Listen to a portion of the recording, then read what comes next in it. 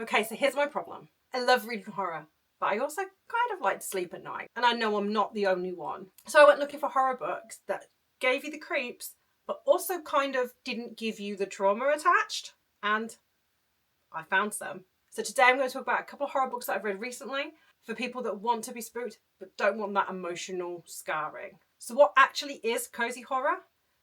It blends that spooky, atmospheric, or supernatural theme with comfort, low stakes, and often a little bit of humour. It really focuses on those comfortably scary vibes. The author that got me into this subgenre is no stranger to this channel, and it is T. Kingfisher. Some of their horror books are unsettling, but the main character is a little bit warmer. Some of the settings are a little bit warmer.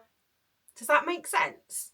So reading The Hollow Places was my entryway, but it did make me want to read a few more of the books in this subgenre. The first one I read was What Moves the Dead by T. Kingfisher. This is one of the Sworn Soldier series, and there's three? Is there three? I think there's three. Editing me will say if there's three. And I've been wanting to read this series for a while, so this was the first one that I got. The second book I got was Someone That You Can Build a Nest In by John Wiswell, and this one that's very fairy tale vibes, which we'll go into in a second. And the final one was Horror Store by Grady Hendrix, and it literally looks like an IKEA catalogue. When I saw that suggested as a cozy horror, I was like, I have to read that book. Let's talk vibes.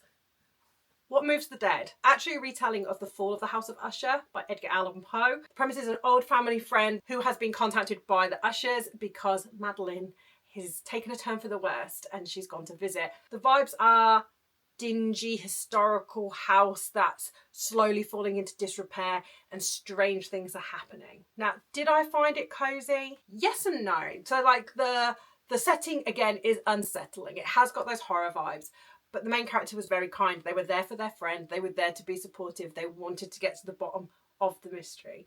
So yeah, it kind of was a little bit of a cozy read. So what was the scare level? I'm going to do this out of ghosts. So out of 5 ghosts, the scare level was probably a 3. It had those unsettling vibes, but it wasn't so scary that you were checking dark corners and every noise made you jump in your house. Who is it for?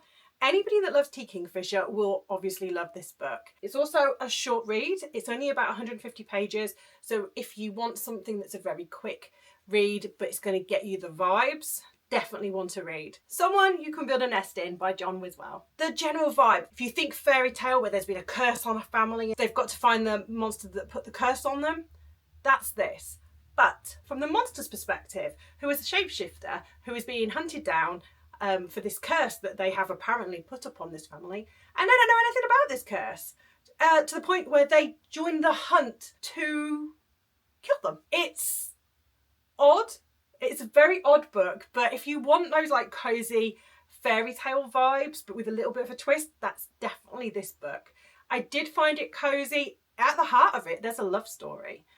The shapeshifter finds love with one of the members of the family. The build of that relationship and that love story is very cozy, but there's a lot of very unsettling things in this book. There's a lot of specific description around like morphing into different bodies. Probably a little bit of body horror included in this. There's a lot of gruesome deaths, for want of a better phrase. There's a lot of gruesome deaths. So that's also something to bear in mind. Out of 5 ghosts, what do I think? On the scare factor, it was probably a 2 for me. It wasn't too scary. It leaned more to the cozy, but with like disturbing elements than horror with cozy elements, if that makes sense. But yeah, it's definitely for you if you want to read something which is more fairy tale like, that makes you think back to knights and princesses.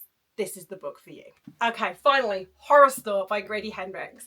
As you can see, it looks like an IKEA catalogue and I am loving it. What were the vibes? It is literally the workers in a big box furniture store.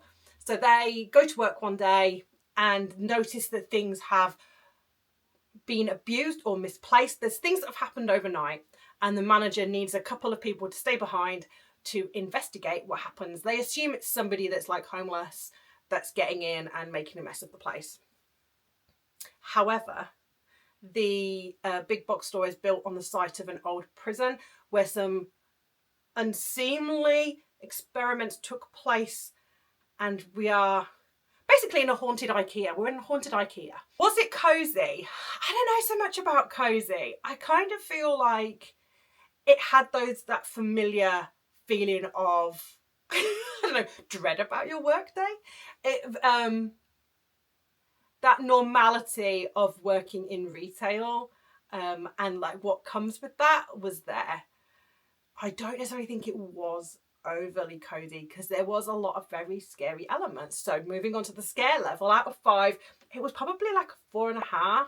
There are some really quite unnerving moments in it. I found this actually quite a scary book. But when you get further into the book, each chapter starts with a picture of a piece of furniture, like an IKEA catalogue. The further that you get into the book, those pieces of furniture turn into torture devices. It's a very bizarre book, but I loved it. I genuinely really loved it.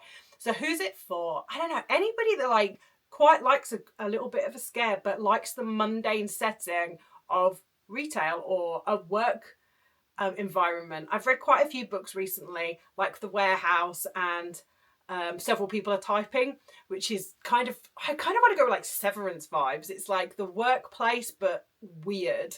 So I've been reading some of them because I find them quite entertaining. So I think if you are genuinely looking for a little bit of a scarier book, a bit of a haunted house book with strange things occurring, this is the book for you. So if you are like me and you want to be spooked but not scarred for life, maybe start with some Tea Kingfisher. They are quite cozy. It's not too scary. It's more weird. Tell me your comments below. I would love to know what your cozy horror recommendations are. Also, what comfort level do you stick to? Do you want a 5 ghosts or a 1 when it comes to your cozy horror? Thank you all for watching, and I'll see you all again next week.